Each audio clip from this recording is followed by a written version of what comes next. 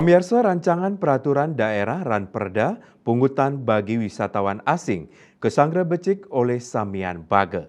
Melarapan perda enucap kekantenang sida sayan ngedautin wisatawan sani medui kualitas.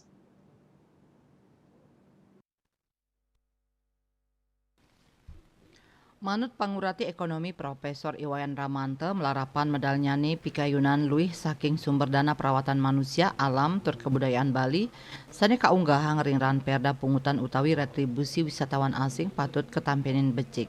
Pai ketandane taler mastikayang yening ran perda puniki sida digelis kasahang oleh DPRD pina keturunan saking Undang-Undang Nomor 15 Tahun 2023 tentang Provinsi Bali.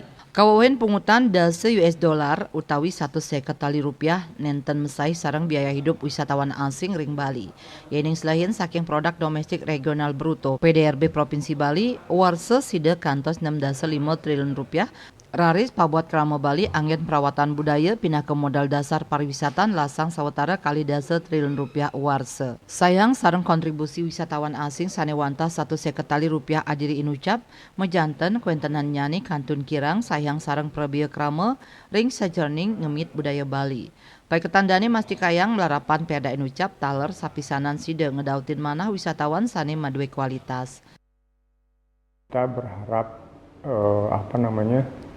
adanya perda tentang pungutan kepada wisatawan itu satu tidak akan membebani wisatawan itu sendiri karena sebetulnya jumlahnya kecil atau murah saya katakan tadi ya, atau Rp150.000 saja mereka nggak berani, maka mereka tergolong wisatawan yang tidak berkualitas, ya nggak usah aja memang datang ke Bali gitu ya. Jadi tapi sekali lagi saya seyakin-yakinnya bahwa adanya pungutan atau kontribusi Rp150.000 per orang atau $10 per orang itu sekali mereka datang ke Bali itu tidak akan menghambat atau tidak akan mengurungkan.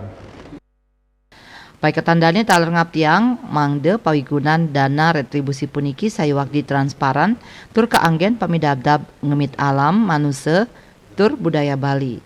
Tias punike dana retribusi puniki sida ngewetuang sustainable tourism utawi pariwisata berkelanjutan.